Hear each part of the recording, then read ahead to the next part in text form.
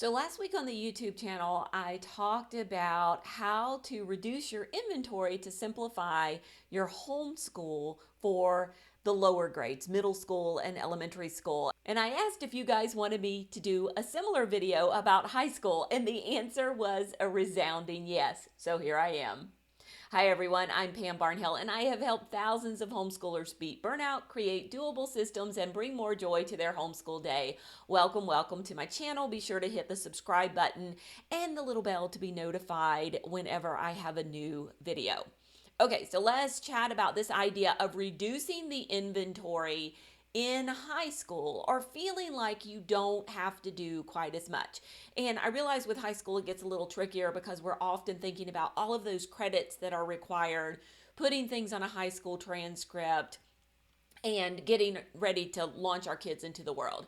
So the first thing to know about high school is, what does your kid want to do next? And this is so hard because so many 9th and 10th graders aren't really 100% sure what they want to do next. And I personally don't like to try to force them into a box when it comes to that. So my mission, my vision when homeschooling my kids in high school, and I've graduated one, I've got one more who is going to be in 11th grade, and then I have an 8th grader. It's not to close doors.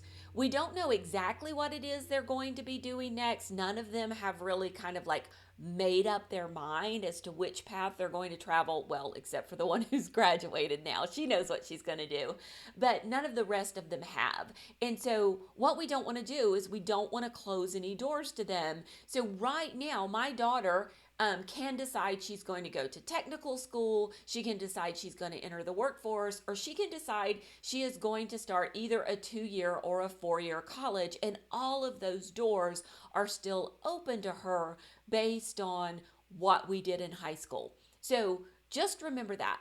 My goal is not to close any doors. Now, if you have a kid who really knows what it is they want to do, so we live in the great state of Alabama, and Auburn University is really big in like biology. So let's say we have a kid who wants to study biology at Auburn University. That's what they want to do. Well, then I would contact Auburn University. I would look at their admissions, and I would see exactly what that teenager needed to cover in high school to be a strong admissions candidate for the biology program at Auburn University. And then I would reverse engineer their high school experience to match that.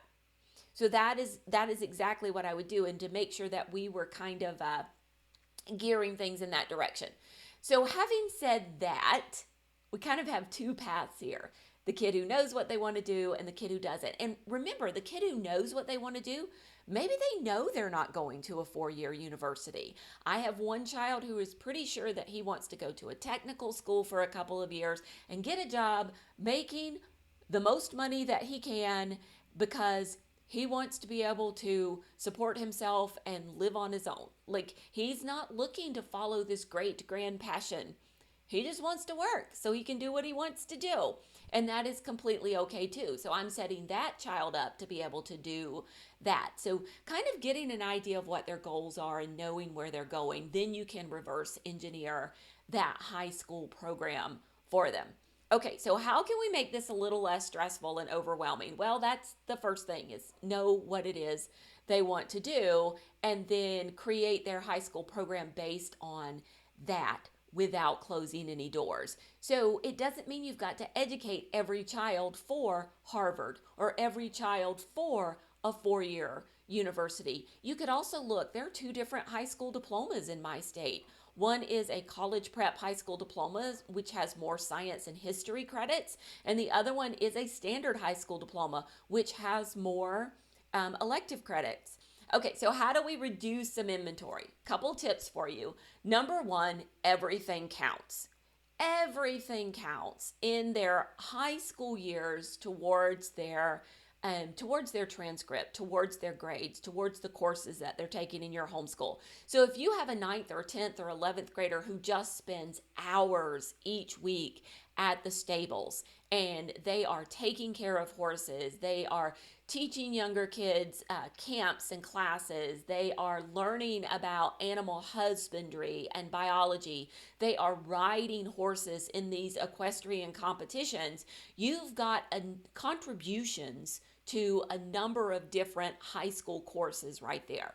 You could have a credit or a half credit in animal husbandry, depending on how much time they spend there.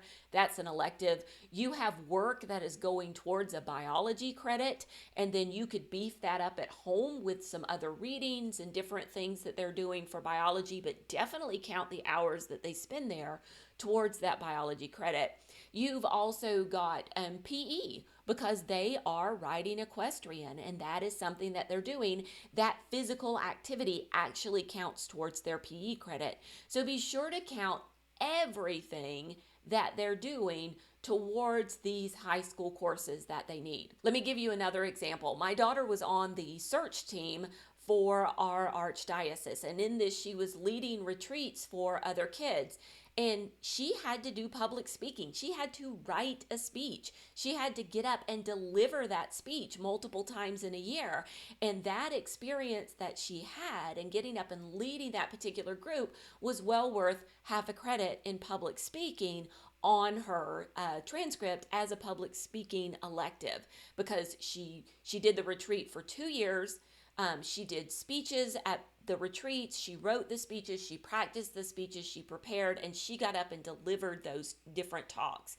And this was a great half credit in public speaking. So count everything that they're doing, every experience that they're having towards that high school transcript. It is not just the things that you are sitting at a table and doing in your homeschool. If you have a kid who plays travel ball, PE credit right there. All the hours of practice, all the hours of traveling. You don't have to create an extra PE class for the PE credit. And this is one of the ways that you can reduce the inventory. Now, if you do have a lot of traditional subjects that you do need to fit into a transcript, and you're looking for ways to make your teen's life simpler, one of the things you might want to consider is using block scheduling.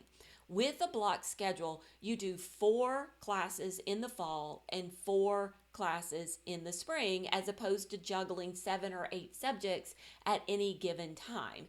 And so with those 4 classes, you just work longer on each class, and you finish all of the material or all of the hours that it would take to make a high school credit in one semester instead of spreading it over the whole year. So a very simple example of this would be, let's do all of our science in the fall and let's do all of our history in the spring. And you can block schedule 1 or 2 classes like that, or you can block schedule all of the classes. There are high schools all over the country that do this, but you could definitely block those subjects and have fewer subjects to track and to worry about at any one given time. And finally, I'm going to leave you with the words of one of my homeschool mentors, Andrew Pudawa. And one of the things that he says about high school is, do what you want, call it what you must. Remember, you are in charge of educating your child. You know what is important to you and your family. You know how to get this child prepared for the real world. The hoops that we jump through for schooling and education are actually not important when it comes to the full picture of someone's life. So if you are preparing that child for the world, if you're preparing them for employment and to be a good person and building them in virtue and being able to support a family one day, then you are doing everything that it is you need to do. And so do what you want to do. Build the high school that feeds into your child's interests. Help them shore up any weaknesses, build their strengths, get them ready to launch into the world, and then call it whatever you need to call it for a high school transcript, because you know that you have prepared them for the world at large. I hope this gives you just a little bit of peace in your high school planning. And I think the biggest thing I want to say is, My high school did not look very different from the rest of my homeschool. We just kept putting one foot in front of the other, enjoying learning together and mastering the subjects that really needed to be mastered. And it was a great high school experience. I'll be back again soon with another topic. Now, if you have graduated a child from your homeschool or you're a few years into your high school experience, we would love to hear your encouraging comments below about homeschooling high school. I know it's a big fear that a lot of people have. So chime in and let us know how it's gone for you.